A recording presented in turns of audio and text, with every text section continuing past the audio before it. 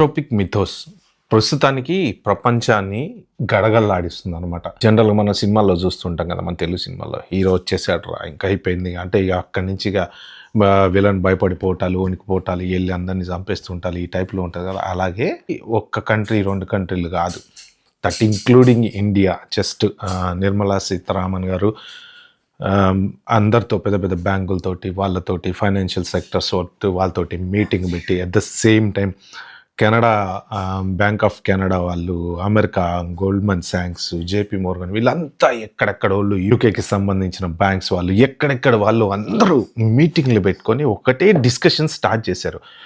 ఏంటి అసలు ఇప్పుడు ఆంథ్రోపిక్ మిథోస్ వల్ల ప్రపంచం ఎందుకు గడగడలాడుతుంది అంటే, దీనివల్ల ఫ్యూచర్లో ఏమైనా అనర్థం జరగబోతుందని భయపడుతున్నారా, లేదు ఇది ఏమన్నా సేఫ్టీ స్టాండర్డ్స్ని దెబ్బతీస్తుందని భయపడుతున్నారా?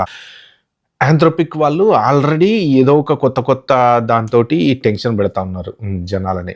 ఓకే, ఇప్పుడు వచ్చేసి మిథోస్. ఈ మిథోస్ గోల్ ఏంటయ్యా అంటే, యాక్చువల్గా మిథోస్ మనిషి కన్నా ఎక్కువ ఆలోచించగలదంట. అంటే జనరల్గా ఏదైనా కానీ ఇప్పటి వరకు ప్రపంచంలో కనిపెట్టిన ప్రతిదీ కూడా మనిషే. అది ఇంక్లూడింగ్ అంతరిక్షంలో ఉన్నటువంటి శాటిలైట్ సిస్టమ్స్ దగ్గర నుంచి మనం ఏది చూసుకున్నా సరే, ఒక మనిషి నాశనం చేసేలాగా వస్తువులు కనిపెట్టింది కూడా మనిషే. ఎందుకంటే ఇప్పుడున్న డిఫెన్స్ టెక్నాలజీ సిస్టమ్స్ చూసుకోండి ఎంత అడ్వాన్స్డ్ ఉన్నాయి. ఒకప్పుడు ఇట్లా తుపాకీని చెట్టు చాటును దాక్కొని టిష్యూ అని కాల్చుకునే వాళ్ళు యుద్ధాల్లో. ఇప్పుడు ఏం లేదు, సింపుల్గా ఇట్లా మిసైల్ ఒకటి నొక్కితే 4000 మైళ్ళు 5000 మైళ్ళు ఎంత దూరమైన వెళ్ళగలదు. ఈవెన్ స్పేస్లో కూడా యుద్ధం చేసుకోవటానికి సరిపోను టెక్నాలజీని తయారు చేస్తున్నారు. సో ఇప్పుడు ఆ మిథోస్ అనేటువంటిది ఏంటంటే, ఇంకా మన హ్యూమన్ కన్నా ఎక్కువ ఆలోచించగలదు. సో జనరల్గా చాట్‌జీపీటీలో మీకు ఏదన్నా ఒకటి కావాలి అంటే మీరు ఏం చేస్తారు, మీరు ప్రాంప్ట్ ఇస్తారు. బట్ మిథోస్కి ప్రాంప్ట్ అవసరం లేదు.